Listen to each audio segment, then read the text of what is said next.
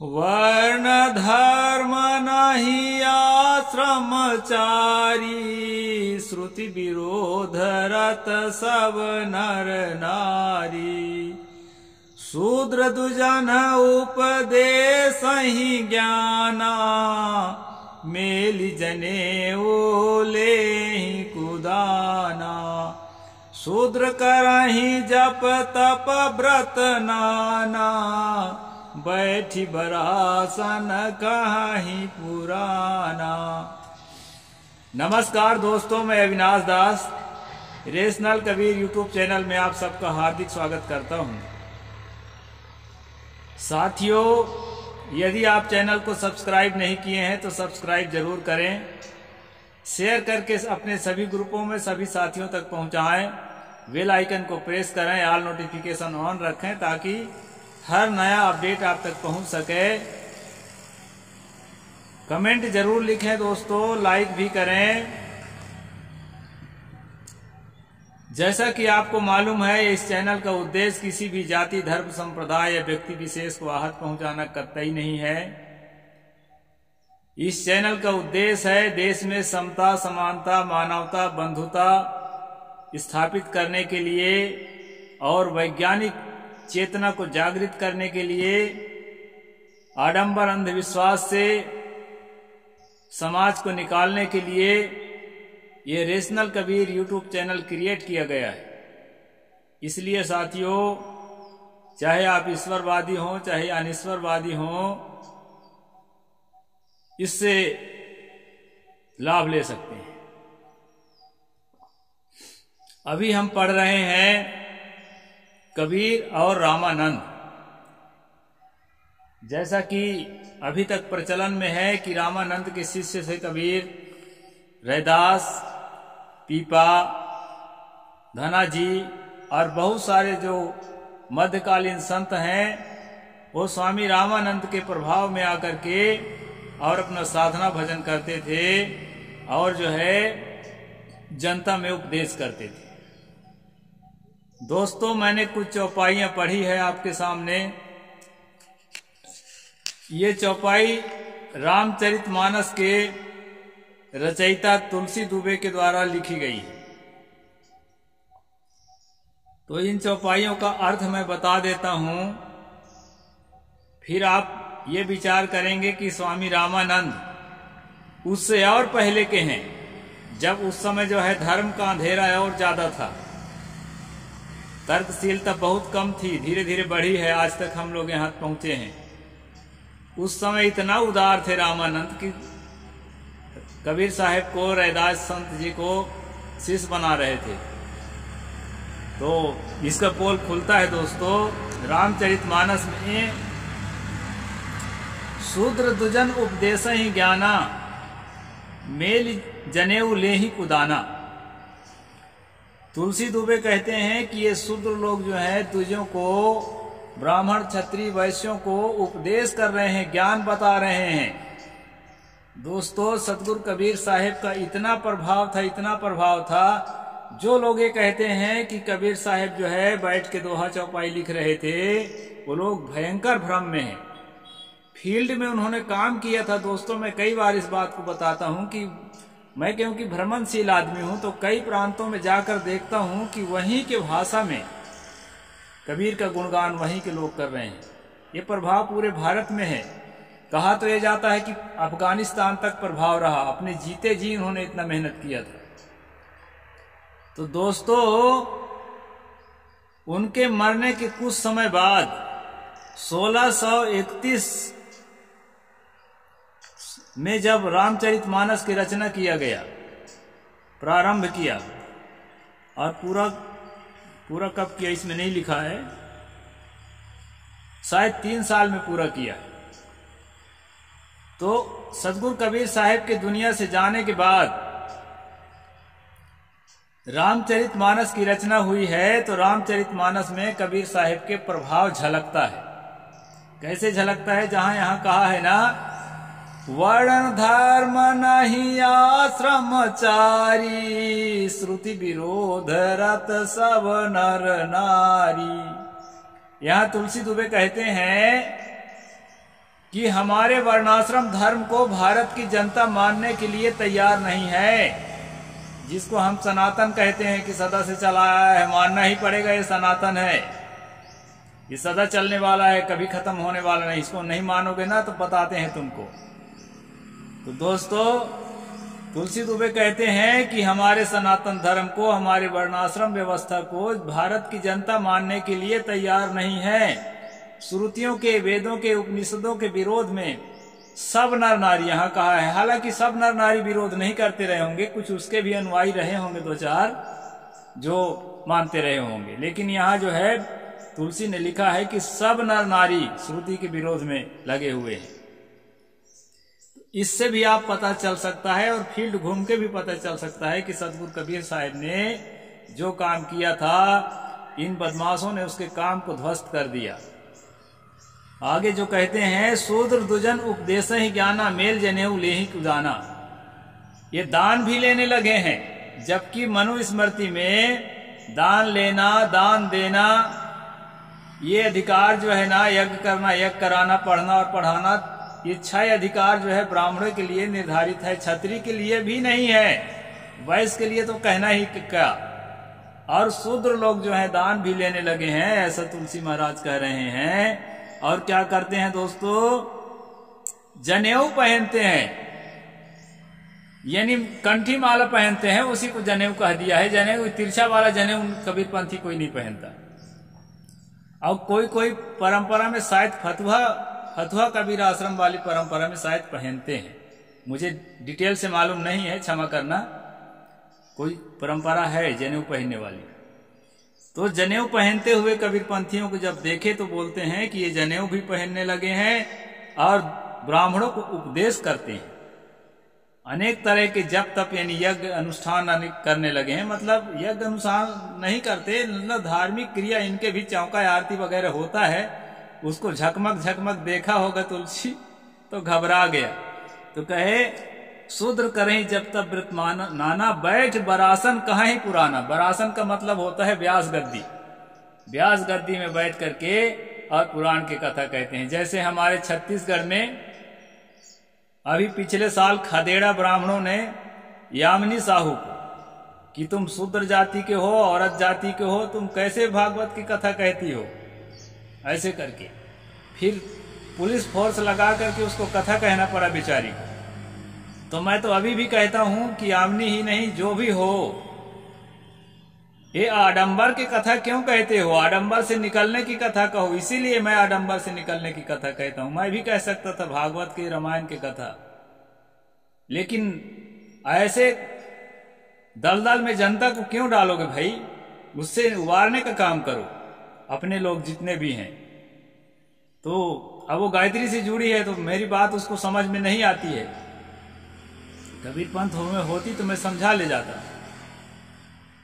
तो इस प्रकार से दोस्तों, यहां तुलसी की बात है कि शूद्र जो है उपदेश कर रहे हैं द्विजों को, बड़ी जातियों को, और बरासन में बैठ करके, मतलब श्रेष्ठ आसन में बैठ करके। तो तुलसी बेचारा कोई गलत नहीं कह रहा है, वो परंपरा ही ऐसी है, सड़ी गली गंदी परंपरा। मैं आपको प्रमाण देता हूं, ऐसे मैं नहीं बोलता। यहां पर कहा है, धर्मोपदेशम दर्पेण विप्राणामस्य कुर्वतः सप्तमासे चैतैलम वस्त्रे श्रोते च पार्थिवः। ये मनुस्मृति के 8वां अध्याय 272 नंबर श्लोक है दोस्तों। मैं किताब खोल के इसलिए बैठता हूं ताकि जो है कोई ये ना कहे कि आप कहां का श्लोक बोल दिए। ये श्लोक में कहा है, यदि शूद्र अहंकार बस किसी ब्राह्मण को धर्म का उपदेश करे तो राजा उसके मुंह में और कान में खौलता हुआ तेल डलवा दे।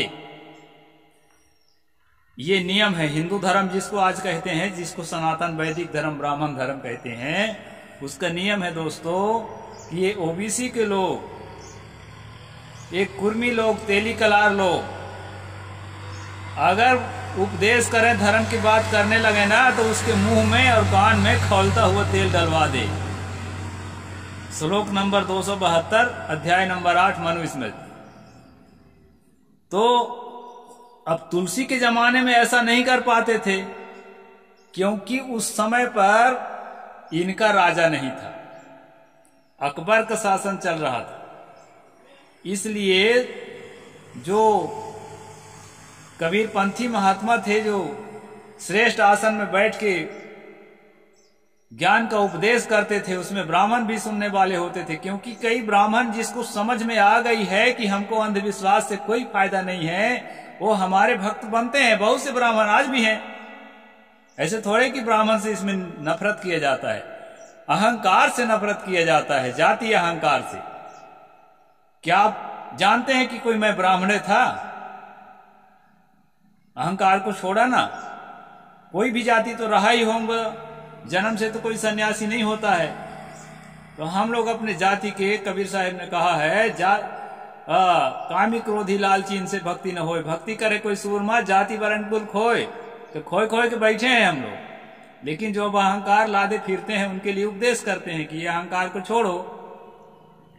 तो यहां पर जो है मनु ने कहा दोस्तों कि यदि शूद्र उपदेश करे, धर्म की बात बताए, तो उसके मुंह में और कान में खौलता हुआ तेल डाल दो। अब तुलसी जो है ऐसा नहीं कर पा रहे थे, क्योंकि मनु का कानून ढीला पड़ गया था। मुसलमान लोग अपना शरिया कानून चलाते थे, और शरिया कानून में किसी को उपदेश करने पर खौलता तेल डालने का नियम नहीं है।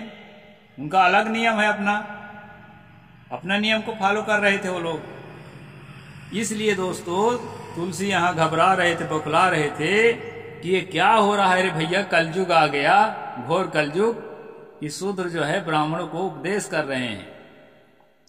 अगर शांति चित्त से तुलसी दुबे बैठे होते किसी कबीरपंथी सभा में, तो एक बढ़िया कबीरपंथी बनते। दिमाग तो बहुत तेज रहा और एक समाज को एक अच्छी रोशनी देते। लेकिन समाज में अंधकार फैलाने वाले ग्रुप में अपने प्रतिभा का दुरुपयोग जिंदगी भर करते रहे। इस प्रकार की वाणी जो है दोस्तों, ये रामचरितमानस की वाणी है। इस तरह उन्होंने लिखा। तो खास बात मैं ये बताना चाहता हूं कि सदगुरु कबीर साहिब के प्रभाव से सारे सनातनी, जो अपने आप को सनातनी कहते हैं ना, वैदिक लोग, पूरे घबराए हुए थे। यदि कोई बादशाह होता इनका अपना, तो सब पकड़ पकड़ हमारे संतों को, और जो है ना खौलता तेल मुंह में और कान में भरवा देते। दोस्तों ये कोई ऐसी बात मैं नहीं कह रहा हूं। धर्म शास्त्रों में उल्लिखित दस्तावेज इस बात का ज्वलंत प्रमाण है कि संत कबीर को काशी से निर्वासित किया गया। रैदास को अपनी छाती छिलवानी पड़ी, उसकी छाती छील डाले कि उस जन्म का अगर तुम ब्राह्मण हो तो जनेऊ का निशाना दिखाओ। क्योंकि राम जो है ना पहले जन्म के विष्णु था, तो उसने अपने छाती में दिखाया था भेकू के लात मारा हुआ चिन्ह, ऐसी कहानी है। तो जनेऊ का चिन्ह देखने के लिए रैदास संत जी को जो है छाती छील डाले लोग। नामदेव को पंडित पुजारियों द्वारा मंदिर से दुत्कार कर भगा दिया गया।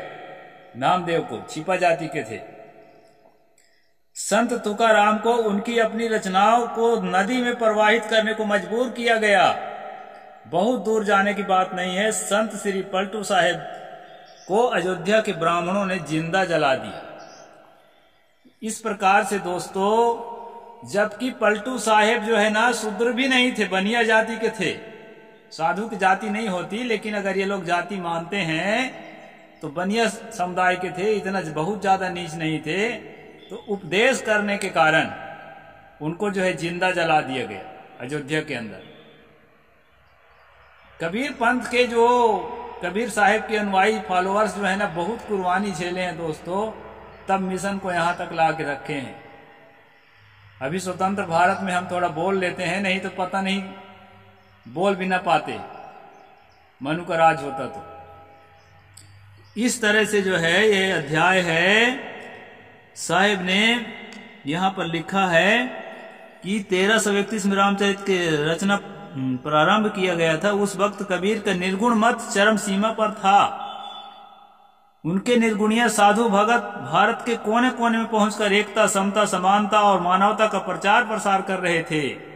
साहिब जी के जो कबीर साहिब के जो 545 शिष्य बताए जाते हैं वो सब प्रसिद्ध तो नहीं है, 2-4 लोग प्रसिद्ध हुए जो ज्यादा प्रतिभाशाली थे, लेकिन जो कम प्रतिभाशाली थे वो लोग भी बैठ के रोटी नहीं खा रहे थे। आज हम लोग कम प्रतिभाशाली हैं तो बैठ के रोटी थोड़े खा रहे हैं, जन जागृति में लगे हुए हैं। तो दोस्तों कबीर साहिब के सभी शिष्य जो है सभी पूरे भारत में घूम घूम के और जो है प्रचार कर रहे थे, लोगों को जागृत कर रहे थे। कबीर का ही जिधर देखो उधर बोलबाला था। कल तक जो लोग निरादरित थे, उपेक्षित थे और दलित थे, इतना ही नहीं हजारों हजारों वर्षों से जिनकी जुबान बंद थी, जो गूंगे बहरे का सा जीवन जी रहे थे और जो गरीबी, अपमान तथा उपेक्षा को लोग अपने नियति मान बैठे थे। अरे हमारे जीवन में, हमारे किस्मतें में लिखा है गरीबी, उपेक्षा, अशिक्षा, मूर्खता, दीनहीन बने रहना, ऐसा समझ बैठे थे। उन लोगों के अंदर दोस्तों एकाएक स्वाभिमान जाग उठा था। ऐसे थे सदगुरु कबीर साहिब। वे अपने समर्थ को पहचान गए, तभी तो वे सीना तान कर ब्राह्मणों को चुनौती दे रहे थे। इसी को जो देख करके जो है तुलसी तिल मिलाकर कह उठे, बादई शूद्र दुजन सन, हम तुम सो कछु घाटी, जानहि ब्रह्म सो विप्रवर, आंख देखा वही डाटी।